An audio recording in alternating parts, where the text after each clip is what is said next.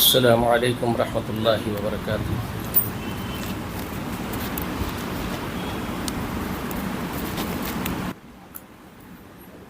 ان الحمد للہ نحمده ونستعینه ونستغفره ونؤمن به ونتوکل علیہ ونعوذ باللہ من شرور انفسنا ومن سیئات اعمالنا من يهده الله فلا مضل له ومن يضلل فلا هادي له واشهد ان لا اله الا الله وحده لا شريك له واشهد ان محمدا عبده ورسوله ارسله بالحق بشيرا ونذيرا وداعيا الى الله باذنه وسراجا منيرا اما بعد فاعوذ بالله السميع العليم من الشيطان الرجيم افحسبتم انما خلقناكم عبثا وانكم الينا لا ترجعون فتعالى الله الملك الحق لا اله الا هو رب العرش الكريم ومن يدعو مع الله الها آخر لا برهان له به فإنما حسابه عند ربه إنه لا يفلح الكافرون وقل رب اغفر وارحم وأنت خير الراحمين۔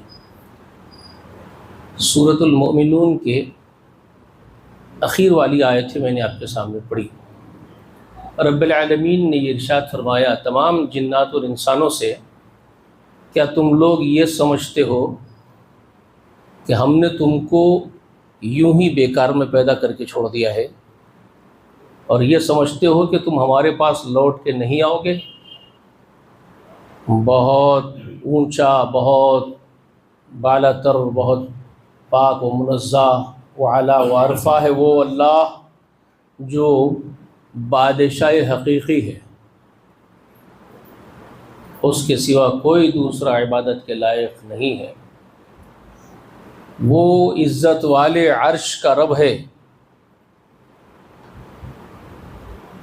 اس کے سوا کسی اور سے دعا کرنے والے کہ یہاں کوئی دلیل و برہان نہیں ہے۔ جو یہ عمل کرے گا اللہ تعالیٰ اس سے نمٹ لے گا۔ اور اے محمد رسول اللہ، آپ یہ التجائیں کرتے رہیے کہ اے پروردگار رحم کرنے والے، تو مغفرت فرما دے اور تو رحم کر دے۔ ان آیات میں تمام انسانوں اور جناتوں کو جو اللہ نے تنبیہ کی ہے، ہمیں روزانہ ایسی آیتوں کی تلاوت کرتے رہنی چاہیے اور اپنی آخرت کی ہم کو فکر کرنا ہے۔ اب اس میں جو اہم باتیں ہیں وہ تھوڑا سمجھ لیجئے، اور ہماری اپنی زندگی کا ہم جائزہ لے لیں کہ ہم کیا کر رہے ہیں اور ہمارا کیا ہو سکتا ہے، کیا بنے گا۔ اس میں اللہ تعالیٰ نے سب سے پہلی چیز یہ بیان فرما دی کہ تمہارا جو گمان، یعنی جو زندگی گزارنے کا ڈھنگ ہے، گمان سے مراد وہ ڈھنگ ہے۔ کوئی بدگمانی کر کے یہ نہیں کہے گا کہ اللہ ہے ہی نہیں، اللہ بادشاہ ہی نہیں ہے، اللہ حساب ہی نہیں لے گا، کوئی تو نہیں بولے گا یہ بات۔ اکثریت تو کم از کم یہ بات نہیں بولتی ہے۔ بہت تھوڑے ہوں گے جو یہ بولیں گے کہ اللہ کائنات میں ہے ہی نہیں، ایسی کائنات چل رہی ہے۔ وہ ایک ہمارے ملک میں بھی رہتے ایسے کچھ لوگ ہیں، نام بھی مسلمانوں جیسے ہوتے ہیں ان کے، جی بڑے لیکھک ہیں، بڑے رائٹر ہیں، فلمی دنیا میں بڑا نام ہے، اونچا مقام ہے۔ جاوید اختر صاحب ہیں، بیٹھ کے بولتے ہیں کہ کوئی دھرم نہیں ہے، کوئی اللہ نہیں ہے۔ تو ایسے بہت اکے دکے نظر آئیں گے آپ کو، جی اکثریت تو نہیں بولتی ہے۔ اکثریت کیا بولتی ہے؟ تو اللہ تبارک و تعالیٰ اکثریت کے بارے میں قرآن مجید میں خبر دیتے ہیں، وما یؤمن اکثرهم باللہ الا وهم مشرکون۔ اللہ فرماتے ہیں بہت بڑی تعداد اللہ پر ایمان لاتی ہے، انسانوں کی، جناتوں کی بھی۔ وما یؤمن اکثرهم، جنوں انس کی بہت بڑی تعداد اللہ کو مانتی ہے، اللہ پر ایمان رکھتی ہے، مگر کیسے رکھتے ہیں؟ الا وہم مشرکون، مگر وہ ساتھ میں شرک بھی کرتے ہیں، اللہ کے شریک ٹھہراتے ہوئے اللہ تعالیٰ پر ایمان لاتے ہیں۔ کثیر تعداد، بہت بڑی تعداد۔ تو اس سے کلیئر ہے سناتن دھرم والے بھائی بھی ہمارے جو ہے وہ اللہ پر، ایشور پر، پرماتما پر ایمان رکھتے ہیں، یقین رکھتے ہیں۔ سکھ ہے وہ بھی اللہ کو مانتے ہیں، بدھسٹ ہیں وہ بھی اللہ کو مانتے ہیں، ایشور کو مانتے ہیں، پرماتما کو مانتے ہیں۔ عیسائی ہے وہ بھی اللہ کو مانتے ہیں، یہود ہے اللہ کو مانتے ہیں، تو کثیر تعداد ہے۔ لیکن یہ ہے کہ یہود اللہ کو تو مانیں گے لیکن ساتھ ساتھ کہیں گے وقالت الیہود عزیر ابن اللہ، عزیر اللہ کا بیٹے تھے۔ عزیر کے بارے میں علیہ الصلوۃ والسلام کے بارے میں یہ عقیدہ رکھتے ہیں کہ وہ اللہ کے فرزند و اللہ کے بیٹے ہیں، نعوذ باللہ ثم نعوذ باللہ۔ عیسائی کہیں گے وقالت النصارى مسیح ابن اللہ، مسیح علیہ الصلوۃ والسلام وہ اللہ کے بیٹے ہیں، نعوذ باللہ۔ کسی نہ کسی طرح سے شریک ٹھہرائیں گے اللہ کا، اکثریت مانتی تو ہے۔ تو اس کا مطلب جو ہمارا گمان ہے، جو اللہ تعالیٰ تنبیہ کر رہے ہیں، افحسبتم انما خلقناکم عبثا، کیا تم یہ گمان کرتے ہو کہ تمہاری پیدائش کے پیچھے کوئی ہمارا مقصد نہیں تھا تم کو پیدا کرنے کا، ہم نے بے مقصد تم کو پیدا کر کے یوں ہی عبث میں چھوڑا ہے؟ اگر یہ سوچتے ہو اس کے بارے میں تو غلط سوچتے ہو، تو غلط سوچتے ہو۔ اس کے بعد اللہ تعالیٰ فرماتے ہو تعالی اللہ الملک الحق، بادشاہ حقیقی بہت بلند ہے۔ مطلب کیا اس کا؟ یہاں ملک الحق کا لفظ استعمال کیا۔ ملک کہتے ہیں بادشاہ کو، عربی زبان میں جو ملک ہے وہ بادشاہ کو کہتے ہیں۔ ملک الحق کہا اللہ نے اپنے آپ کو، حق بادشاہ وہی ہے، بادشاہ حقیقی وہی ہے۔ یہ اللہ تعالیٰ نے اس لیے فرمایا کیونکہ انسانی معاشرے میں، انسان کی فطرت میں اللہ نے یہ چیز رکھی ہے کہ وہ حکومت کا ایک نظام قائم کرتا ہی ہے، جہاں بھی رہتا ہے ایک نظام بنا لیتا ہے۔ اگرچہ کہ قبائلی زندگی گزار رہا ہوگا تو قبائلی زندگی میں بھی قبیلے کا ایک صدر منتخب کر لیتے ہیں، قبیلے کا ایک صدر ہوتا ہے۔ تو یہ انسانی مزاج میں ہے، فطرت انسانی میں ہے، ہیومن نیچر کا حصہ ہے کہ وہ ایک نظام بنا لیتا ہے، ایک سسٹم بناتا ہے۔ یہاں تک کہ بعض جانوروں میں بھی اس کی چھلکیاں دیکھنے میں آتی ہیں۔ جنگلی جانور بھی آپ دیکھتے ہیں قبائلی زندگی جو گزارتے ہیں، وہ صدارت کے مقام پر کوئی ایک جانور قبضہ کر کے بیٹھتا ہے تو دوسرا جانور پھر اس سے لڑ جھگڑ کر کے اس کی چودراہٹ کو چھینتا ہے۔ یہ جو لوگ زولوجیکل وغیرہ پڑھے ہوں گے، سائنس کے اسٹوڈنٹ ہوں گے، زولوجی کے اسٹوڈنٹس ہوں گے، تو وہ لوگ میری اس بات سے متفق، وہ جانتے ہیں اس کو۔ عام آدمی تو خیر کیا جانے گا، زولوجیکل کے اسٹوڈنٹ جانتے ہیں میں کیا بول رہا ہوں۔ جنگلی جانوروں میں بھی یہ نظام ہوتا ہے۔ ببر شیر وغیرہ کو کبھی دیکھیں آپ جنگل میں، بہت ساری شیرنیاں شکار کرتی ہے، وہ اکیلا بیٹھ کے کھاتا ہے، وہ شکار نہیں کرتا ہے۔ شکار شیرنیاں کرتی ہے کیونکہ وہ ان کا تحفظ کرتا ہے، وہ شکار کر کے پہلے اس کو اپنا حصہ دیتی ہے، بغیر شکار کرے کے بیٹھے جگہ پہلا اپنا حصہ وہ اپنا لے لیتا ہے اس سے، تو وہ ان کو دیتی ہے، خود دیتی ہیں شیرنیاں۔ کیوں دیتی ہے؟ پروٹیکشن کے بدلے میں دیتی ہے، ان کا پروٹیکشن کرتا ہے، ان کو تحفظ فراہم کرتا ہے، تو ان کا صدر ہے۔ اس طرح ہر جگہ ہوتا ہے، جانوروں میں بھی، انسانوں میں بھی۔ انسانوں کے اندر تو خاص طور پر یہ نظام انسان بناتے ہی، اس کے بعد ایک ملک کا نظام بناتے ہیں، جرائم کرنے پر سزائیں منعقد کرتے ہیں، عدلیہ کا ایک نظام بناتے ہیں، عدالت قائم کرتے ہیں، جیل خانہ بناتے ہیں، پولیس محکمہ بناتے ہیں، فوج بناتے ہیں، فوجداری نظام قائم کرتے ہیں۔ کرتے کہ نہیں کرتے انسان؟ یہ سارا نظام ہوتا ہے نا۔ یہ کیوں بناتے ہیں آپ؟ کیونکہ ایک منظم نظام چلے، اور اللہ کے بارے میں یہ گمان کر کے بیٹھ گئے کہ وہ پیدا کرا اور کوئی نظام ہی نہیں بنایا۔ تم تحفظ کے لیے تمہاری اپنی سمجھ کے اعتبار سے تم ضروری سمجھتے ہو نظام کو، اور اللہ کے بارے میں کیا خیال ہے پھر کہ اس نے کوئی نظام بنایا ہی نہیں، کہ وہ سسٹم ہی نہیں بنایا اس نے۔ اس کے پاس کوئی جیل خانہ نہیں ہے، اس کے پاس کوئی فوج نہیں ہے، اس کے پاس فورس نہیں ہے، طاقت نہیں ہے، جیل خانہ نہیں ہے، عدالت نہیں ہے۔ کیا سمجھ رہے ہو تم؟ تو وہ ایک اللہ تعالیٰ کی طرف سے ایک تنبیہ والا سوال ہے، جس میں اس سوال میں ہی ایک تنبیہ ہے۔ کیا تم یہ گمان کر رہے ہو، یہ حماقت کر رہے ہو، مطلب یہ سوچنے کی حماقت کر رہے ہو کہ اللہ نے کوئی نظام ہی نہیں بنایا، تم کو یوں ہی چھوڑ دیا پیدا کر کے؟ یہی تو وجہ ہے انسان آخرت کی فکر کو بالکل فراموش کر بیٹھا نا، بالکل مکمل طور پر آخرت کو جو ہم فراموش کر دیے، اس کے پیچھے ریزن کیا ہے، کاسز کیا ہے ہمارے، کیوں؟ سیدھی سی بات ہے، ہم یہی سمجھ رہے ہیں کہ یہیں جو کچھ بھی کرنا ہے کر لو، بات کیا ہوگا وہ دیکھیں گے، وہ ہوگا نہیں ہوگا، یہ معاملہ ہمارا ہے، ہوگا یا نہیں ہوگا، موت کے بعد زندگی ہے یا نہیں ہے، وہ بات کی بات ہے یار. یہاں جو ہے پہلے یہ تو ریکوائرمنٹس پورے کرو، بیوی بچوں کے ریکوائرمنٹس ہیں، ماں باپ کے ریکوائرمنٹس ہیں، بہت سارے ریکوائرمنٹس، اس کو پورے کر لو. کہاں حلال و حرام کے چکر میں پڑے ہوئے ہو، جائز ناجائز کے چکر میں پڑے ہو. یہ تو انسان سوچتا ہے، اس لیے تو کرتا ہے وہ سب کچھ. کیوں کرتا ہے پھر انسان؟ ڈرتا کیوں نہیں ہے؟ اس کے نہیں ڈرنے کے پیچھے یہی تو راز ہے نا بھائی. اور اس کو اللہ تعالیٰ نے بہت وضاحت کے ساتھ سورہ قیامہ میں بیان کیا ہے.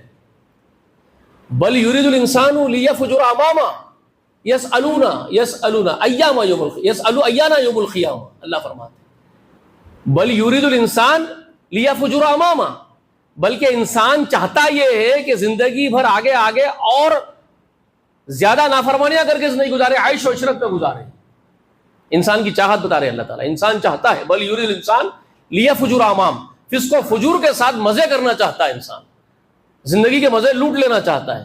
یسألو ایانا یوم القیامہ، اسی لیے تو یہ پوچھتا ہے، تنزیہ پوچھتا ہے انسان، ارے کب ہے وہ قیامت؟ ایانا یوم القیامہ، کب آئے گی قیامت؟ کیا باتیں یہ دور کی باتیں، بعید دور کی باتیں بولتا ہے. آپ بولیں گے کیا انسان ایسا بھی بولتا ہے؟ ہاں بولتا ہے.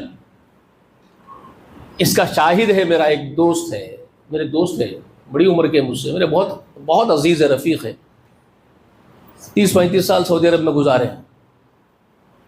وہ بھی اس بہت پچھلے دور میں، وہاں آ کے بھی اب 30 سال قریب ہو گئے ان کو، تو سوچ لیجئے 30 سال تو آ کے ہو گئے ہیں، 25-30 سال تو اس سے پہلے کی 60 سال پہلے گئے ہوں گے.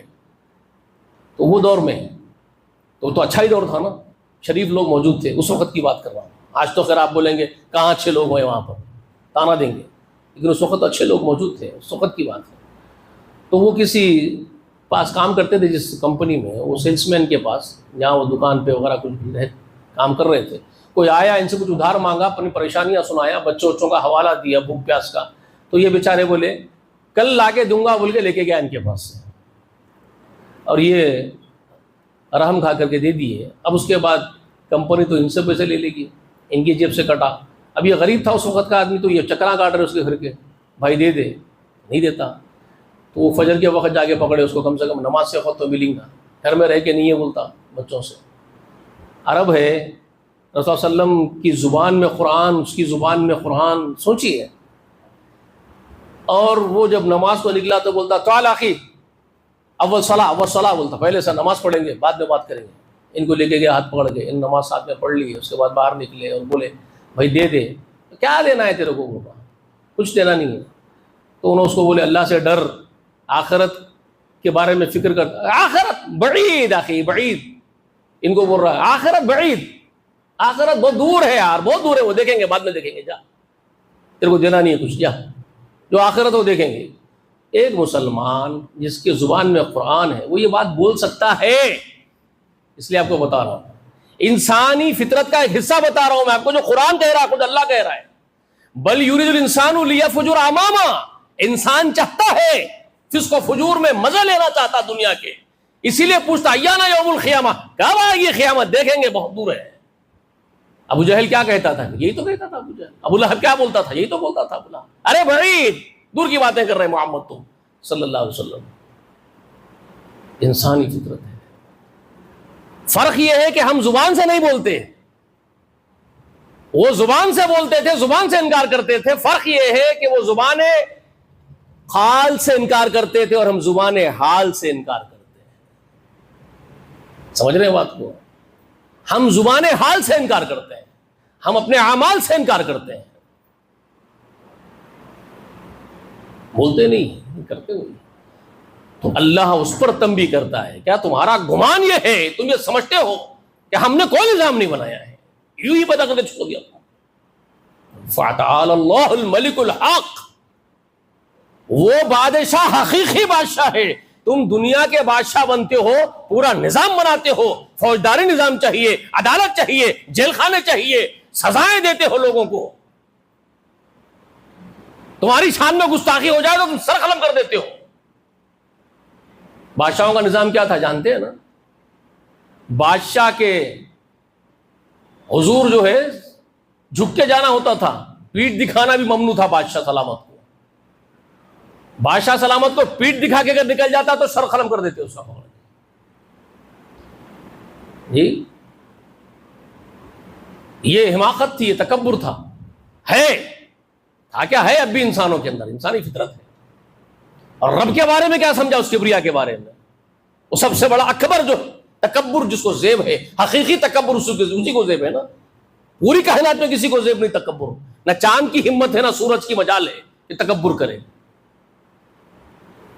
نہ زمین و آسمان میں ہمت ہے کہ تکبر کرے. لیکن یہ دو کوڑی کا، 5 فٹ والا، 6 فٹ والا، 7 فٹ بہت ہو گیا، 7 فٹ ہوگا کیا ہوگا. سب سے لمبا انسان ہو آج کے زمانے میں، آج کے ایگزسٹنگ اب کے دور میں 6 فٹ کا آدمی بہت لمبا ہے، کوئی 7 فٹ کا ہو جائے تو کھلی جی، ڈرتے ہیں لوگ اس سے. بس یہی آپ کی. ماؤنٹ ایوریسٹ کو پہنچ سکتا ہے کیا تیرا خد؟ نہیں نا. پھر وہ کائنات پیدا کرنے والے عظیم و شان خدی کے مقابلے میں ہم ہے کیا؟ لیکن تکبر کرتے ہیں، حماقت کرتے ہیں. آپ کو چاہیے سارا نظام، اور اللہ نے کوئی نظام ہی نہیں بنایا. یہ ہو سکتا ہے؟ نہیں، اس نے بنایا ہے نظام. کون سا لشکر تمہارے پاس ہے جو تمہاری مدد کرے گا رحمان کے مقابلے میں؟ جی، رحمان کے مقابلے تمہاری مدد کرنے والا، تم کو رحمان کے عذاب سے چھڑانے کی ہمت رکھنے والا، اس کے مقابلے میں اتارنے کے لیے تم کو قوت دینے والا کوئی لشکر تم نے بنا کے رکھا ہے کیا؟ پوری کائنات میں کسی کے پاس ہے؟ انسان تو اتنا بودھا ہے، اتنا بودھا ہے، اتنا بودھا ہے. ایک رگ اگر اللہ تعالیٰ اس کی ذرا سا دبا دینا، پیرالائز ہو کے پڑ جائے گا، مکمل پیرالائز ہو کے پڑ جائے گا، کچھ بھی نہیں کر سکتا. چاروں خانے چت ہے اس سے. لیکن حماقت اس قدر کرتا ہے. تو وہ اللہ تعالیٰ تنبیہ کر کے انسانوں اور جناتوں کو فرماتے ہیں کہ تم یہ سمجھ رہے ہو کہ تم ہمارے پاس لوٹ کے نہیں آؤ گے، ہم حساب تمہارا نہیں لیں گے. ایک ایک پائی کا حساب کریں گے، ایک ایک پل کا حساب کریں گے. سورہ تکاثر کے اختتام پر یہی بات کو رسول اللہ صلی اللہ علیہ وسلم اپنے صحابہ کو یہ آیت کے ذریعے بہت ڈراتے تھے. معلوم ہے آپ کو، سورہ تکاثر میں آپ پڑھتے ہیں جی، ثم تسألن یومئذ عن النعیم، ثم لتسألن یومئذ عن النعیم. پھر اس دن ہم تم سے ہر وہ نعمت کا حساب کریں گے جو تم کو ہم نے دی تھی دنیا میں، ہر ایک نعمت کا. اب نعمت، اللہ اکبر، وہ نعمت سے آپ کیا مراد لے رہے ہیں؟ آپ کے دماغ میں اگر یہ بات آ رہی ہے کہ ہر وہ نعمت کا حساب لیں گے، سے مراد یہ ہے کہ خوب بریانیاں کھا لیے تو نعمت ہے؟ نہ. تو ایک واقعہ سن لیجئے. بھوک سے تل ملاتے ہوئے رسول صلی اللہ علیہ وسلم دوپہر کے وقت باہر نکلے تھے اپنے گھر سے. صحیح حدیث ہے یہ.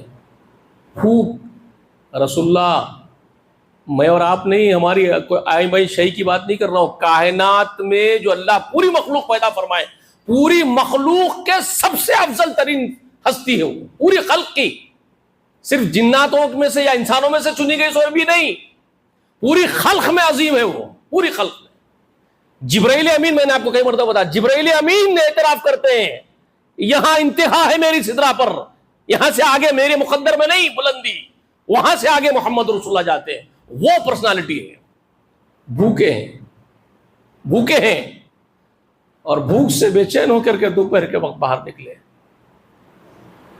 اتنے میں دیکھتے ہیں ابو بکر صدیق بھی بھوک سے بے چین ہو کر کے آ رہے ہیں. تو رسول صلی اللہ علیہ وسلم نے ان کو بلا لیا. ابو بکر آؤ، کیا بات ہے، دھوپ کے وقت نکلے ہیں. ابو بکر بھی سمجھ گئے کہ رسول اللہ کو بھی بھوک لگی اور میں بھی اسی لیے نکلا ہوں. تو کہنے لگے رسول اللہ وہی چیز مجھے بھی باہر لے آئی جو آپ کو لے آئی تھی. بھوک لگ رہی ہے. واقع ہوتے تھے ان کے گھروں میں. دونوں بیٹھ گئے. تیسرے کو دیکھ رہے ہیں حضرت عمر آ رہا ہے. اور رسول اللہ صلی اللہ علیہ وسلم مسکرا دیے، کہنے لگے یہ بھی اسی لیے آیا ہے، دیکھ ابو بکر یہ بھی نکل گیا بے چین ہو کر کے. بلاتے ہیں، کہتے ہیں بھوک لگی ہے عمر؟ کہتے ہیں جی رسول اللہ بھوک لگی. بھوک سے بے چین ہو. تو رسول اللہ نے دونوں کا ہاتھ پکڑا، کہا میرے ساتھ چلو، اللہ انتظام کرے گا.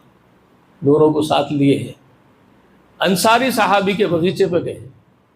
کیونکہ باغیچہ ہے، کھجوریں وغیرہ تو مل ہی جائیں گی، پانی کھجور تو باغیچے والے کے پاس تو رہتا ہی ہے۔ انصاری، مدینے کا ایک انصاری صحابی، ابو الحیشم نام تھا ان کا، ان کے باغیچے پہ گئے، سلام کیے رسول اللہ۔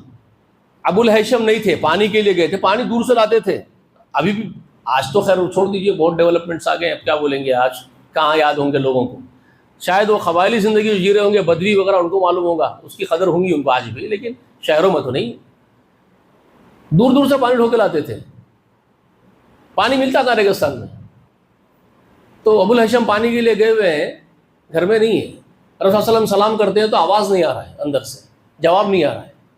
تو رسول اللہ علیہ وسلم کی سنت یہ ہے، آقا کا طریقہ ہے، کسی کے دروازے پہ جاتے رسول اللہ 3 مرتبہ سلام فرماتے ہیں، 3 مرتبہ جواب نہیں آتا تو آپ پلٹ جاتے۔ یہی حکم اللہ نے قرآن میں دیا ہے۔ ایک بار سلام رسول اللہ علیہ وسلم کی زبان مبارک سے اس گھر پہ ہوا، آواز جواب ہی نہیں آیا۔ دوسرا، تیسرا ہوا، رسول اللہ پلٹ رہے ہیں، دھڑلے سے دروازہ کھلتا ہے، دروازہ کھٹ سے کھلتا ہے، وعلیکم السلام کہتے ہوئے عورت جو ہے نقاب ڈالی ہوئی صاحبہ کھڑے ہو جاتی ہے، وعلیکم السلام ورحمۃ اللہ وبرکاتہ کہتی ہے۔ تو رسول اللہ کہتے ہیں آپ گھر میں ہی تھے؟ میں نے 3 مرتبہ سلام کہا۔ کہتے ہیں میں جانتی ہوں رسول اللہ آپ 3 مرتبہ سلام کرتے ہیں کسی کے بھی گھر پہ جاتے ہیں، تو میں پہلے سلام پہ دروازہ اس لیے نہیں کھولی کہ رسول اللہ کی زبان سے 3 سلام اگر میرے گھر پہ اترتے ہیں تو اس سے بڑی خوش قسمتی کی بات کیا ہو سکتی ہے، میں نے جان بوجھ کے نہیں کھولی۔ رسول اللہ علیہ وسلم خوش ہوئے اس کی آرزو پر، اس کی تمنا پر، کہ 3 سلامتیاں رسول اللہ کی زبان سے لے لی اپنے گھر پہ۔ اس کے بعد کہتی ہے اگر یہ گستاخی تھی معاف کر دیجیے اور چلیے میرے گھر پہ۔ رسول اللہ لے کے گئی، بٹھائے، کہتے ابو الحیشم اب بھی آئیں گے رسول اللہ، آپ تشریف رکھیے، بٹھائے۔ اتنے میں وہ مشقیزیں وغیرہ لے کے آ گئے، رسول اللہ کو دیکھتے ہی خوشی سے اچھل گئے، ان کے لیے تو اب عید سے بھی بڑھ کے چاند آ گیا گھر میں، بہت خوش ہو گئے، خوشی کے مارے اچھل پڑے، رسول اللہ میرے گھر پہ، میرے مہمان۔ اب اس کے بعد سیدھا مشکیزہ رکھے سامنے لا کے رسول اللہ کے، رسول اللہ ابھی لایا ہوں پانی، ٹھنڈا ہے پیجئے۔ جھاڑ پہ چڑھ رہے ہیں، یہ جھاڑ پہ وہ جھاڑ پہ چڑھ رہے ہیں، خوشے توڑ رہے ہیں کھجور کے، کچے پکے ادرے گدرے جس طرح کے رسول اللہ کو پسند ہو سکتے ہیں ہم کو نہیں معلوم، لا کے سب رکھ دیے۔ رسول اللہ جو آپ کی مرضی میں ہے تناول فرمائیے۔ اس کے بعد دوڑ کے گئے بکریوں کی طرف، جو ان کے بکریاں تھے، تو رسول اللہ سمجھ گئے بکری کا ذبح کرنے جا رہا ہے، بھاگ رہا ہے۔ تو رسول اللہ نے ان کو کہا دیکھ کسی بچے دودھ پلانے والی ماں بکری ہو تو اس کو نہیں ذبح کرنا، کوئی حمل والی حاملہ بکری ہو اس کو ذبح نہیں کرنا۔ انہوں نے نصیحت پر عمل کی، ایک پارٹ تھی جو بکری کی بچڑی ہے وہ اس کو ذبح کر دی ہے، بہترین گوشت بنائے لا کے رکھے، وہ بھی کھائے، ان کے گھر والے بھی کھائے، رسول اللہ بھی کھائے، مہمان نوازی ہو گئی۔ اب کھانا کھا کے بیٹھے ہوئے ہیں، کچھ باتیں کریں گے، تو رسول اللہ نے یہ آیت کی تلاوت فرمائی، یہ سورہ تکاثر کی اختتامی آیت ہے، ثم لتسألن یومئذ عن النعیم، اس دن اللہ تعالیٰ تم سے ان نعمتوں کا سوال کرنے والا ہے۔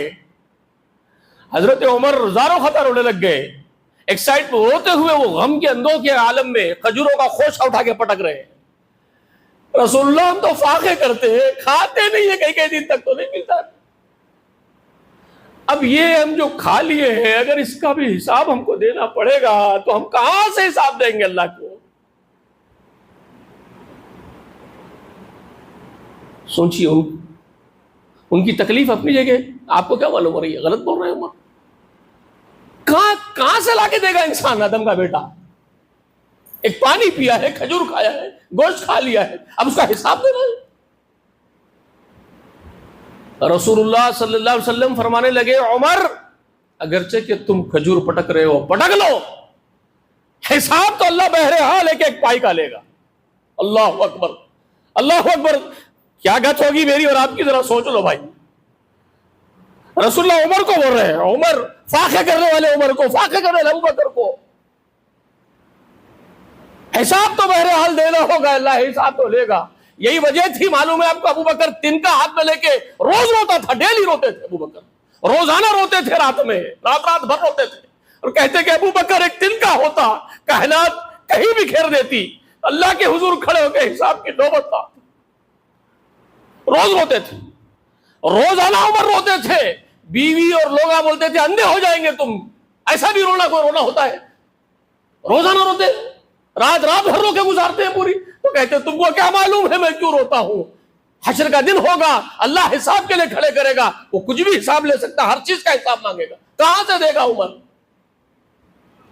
استغفار کرتے ہوئے روتا ہوں، منا لیتا ہوں اس کو، یہ زندگیاں ان کی تھی، اور ان سے ہی پوچھا جا رہا ہے قرآن میں، افحسبتم انما خلقناکم عبثا، کیا تم یہ سمجھتے ہو کہ ہم تم کو یوں ہی پیدا کر کے چھوڑ دیے؟ وہ جو رات دن اللہ کے حضور میں سجدوں میں، خیام میں، رکوع میں گزارتے تھے، اللہ نے خود ان کے بارے میں گواہیاں دی ہے، تراہم رکعا سجدا، تو جب بھی دیکھے گا محمد تیرے ساتھیوں کو سجدوں میں ہے، رکوع میں ہے، خیام میں ہے۔ قرآن کہتا ہے کہ نہیں کہتا ہے؟ اور ان کا حال یہ ہے، ان کا یہ حال ہے۔ ہم لوگ کون سے گمان میں پڑے ہوئے ہیں صاحب، کن خیالوں میں ہیں کھوئے ہوئے ہیں، کیا سمجھ کے بیٹھ گئے ہیں؟ کچھ بھی نہیں پوچھے گا، یوں ہی چھوڑ دے گا، ایسے ہی پیدا کر دیا، ایسے ہی زمین پہ چرنے کے لیے چھوڑ دیا جانوروں کی طرح کو، کہیں بھی منہ مارو، کسی بھی دھورے میں جاؤ جی، کسی مڑی میں جا کے منہ مار دو، کسی کا کھیت کھلیان تباہ کر دو، اس لیے چھوڑ دیا اللہ نے آپ کو موقع جانور بنا کر کے۔ آج انسان زانی ہو گیا ہے، بدکار ہو گیا ہے، کسی کی عورت محفوظ نہیں معلوم ہوتی ہے جی، حلال کمائی سے بھاگتا ہے، صرف حرام خور بنا ہوا ہے، لوٹ کھسوٹ ظلم و زیادتی کا بازار گرم ہے۔ پھر یہ آدم کے بیٹے ہیں، پھر یہ وہی آدم کے بیٹے ہیں جس آدم کے سامنے اللہ تعالیٰ نے کہا فرشتوں سے سجدہ ریز ہو جاؤ جی۔ سوچو،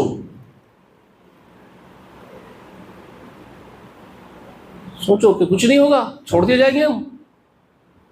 وتعالى اللہ الملک الحق، بہت بلند ہے وہ بادشاہ حقیقی جو ایک ایک پائی کا حساب تم سے لے گا، ایک ایک پل پل کا حساب تم سے لے گا،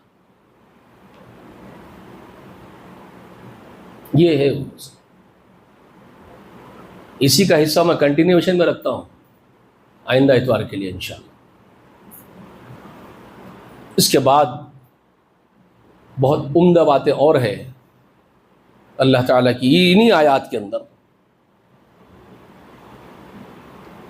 اور رب العرش الکریم ہے، سب سے اونچا سنہاسن اسی کا ہے۔ جس دن وہ انسانوں کو کھڑا کرے گا نا میرے دوستو، لا یتکلمون، سناٹا ہوگا۔ سمجھتے ہیں کیا دن ہے وہ دن؟ وہ دن کو جانتے ہیں کیا ہے وہ؟ وانشقت السماء وہی یومئذ واہیہ، جس دن آسمان بوجھا ہو جائے گا، ساری بندشیں توڑ دی جائے گی، سمجھے آپ؟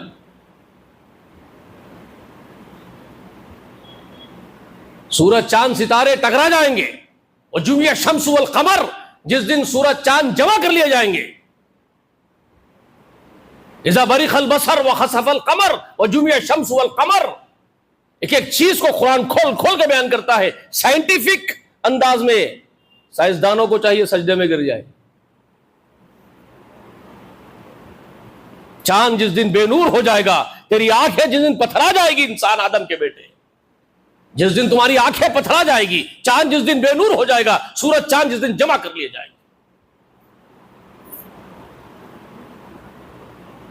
تمہاری ساری ٹیکنالوجی دھراشائی ہو جائے گی۔ تمہاری ساری ٹیکنالوجی، زمین کے اوپر جتنی ٹیکنالوجی تم بنا چکے ہوں گے، سیٹلائٹس بنا چکے ہیں، کمپیوٹر بنا چکے ہیں، ہر وہ چیز بنا چکے ہیں تم آسمانوں میں دروازے کھڑکیاں لگا دیے ہو، اور اس دن دھراشائی ہو کے رہ جائے گی تمہاری ساری ٹیکنالوجی۔ جس دن وہ مہا پرلے ہوگا، قیامت ہوگی، قیامت۔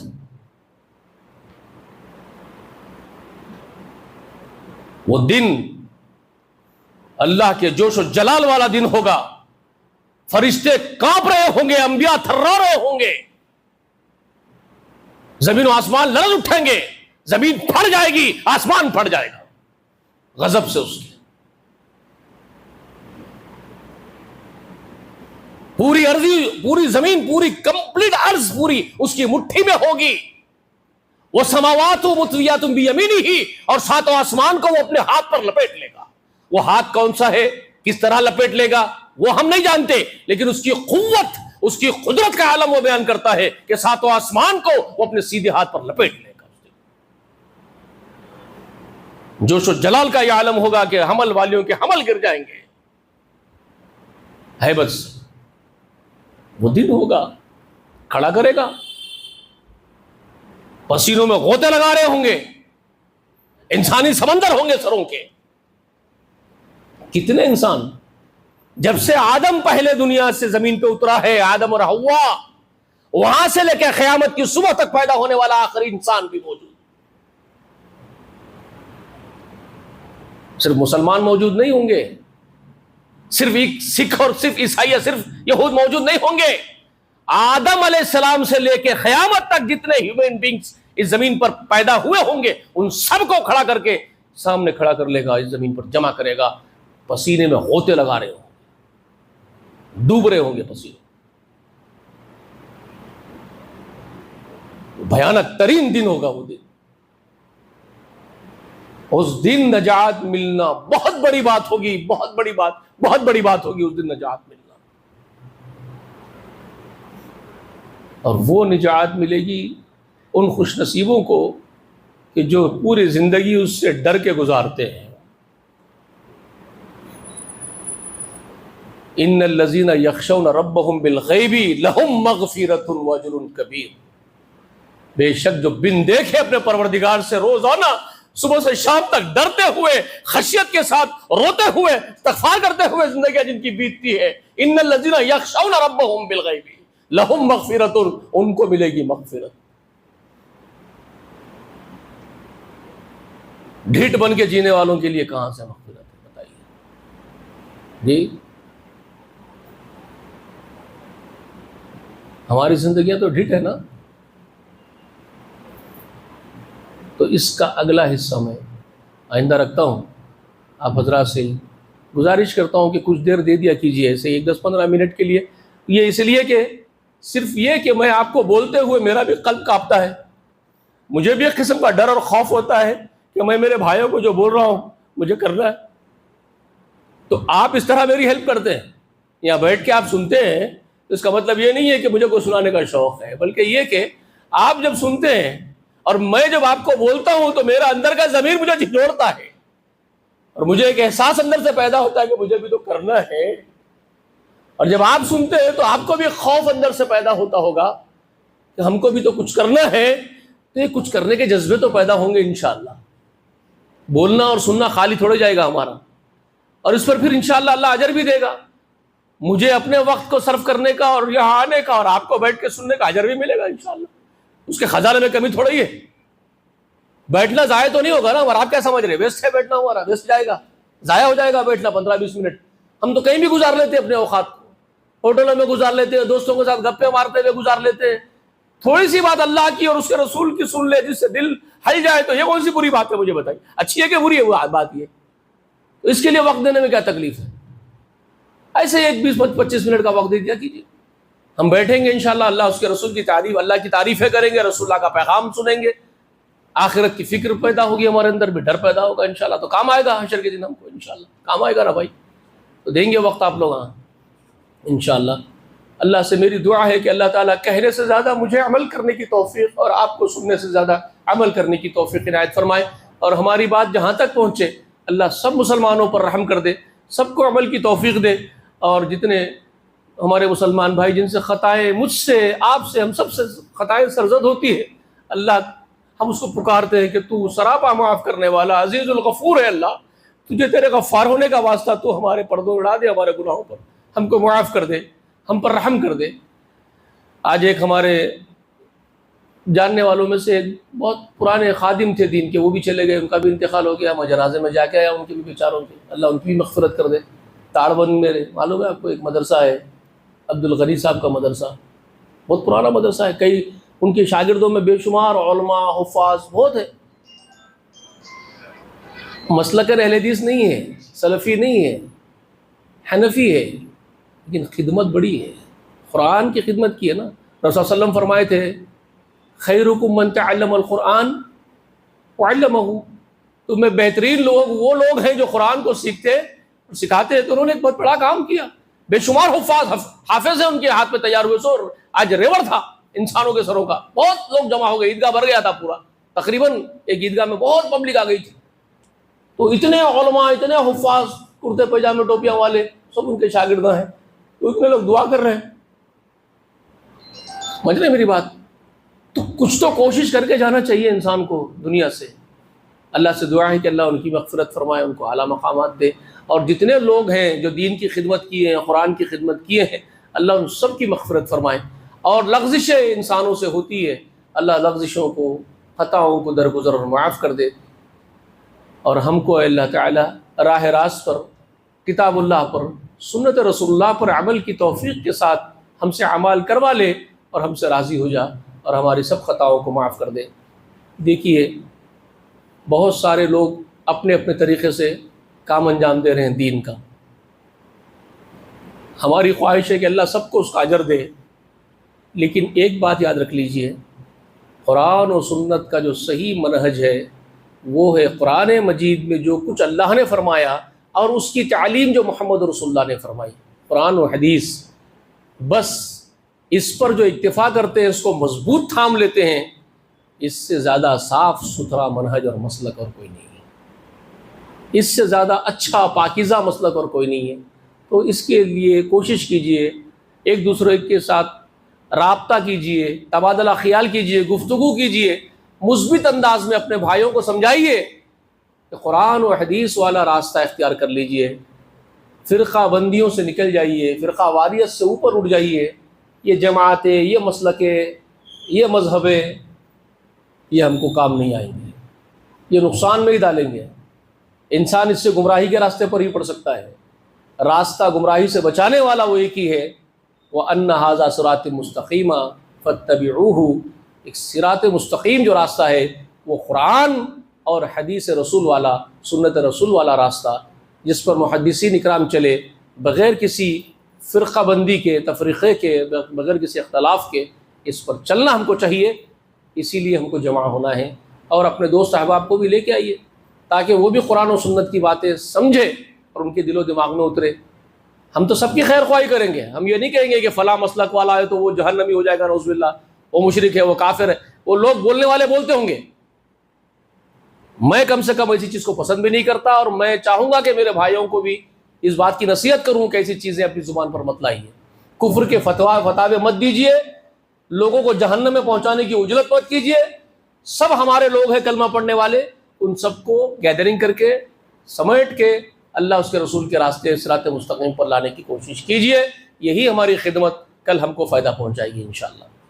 انشاءاللہ سمجھ رہے میری بات؟ بہت آسانی سے سمجھا رہا ہوں۔ کفر کے فتوے بانٹ کے لوگوں کو دور مت کیجیے۔ اللہ تعالی ہم سب کو عمل کی توفیق دے، جب تک زندہ رکھے، اسلام پر، ایمان پر زندہ رکھے، خاتمہ بالخیر ہو۔ آمین۔ وآخر دعوانا الحمد للہ رب العالمین۔ السلام علیکم ورحمۃ اللہ وبرکاتہ۔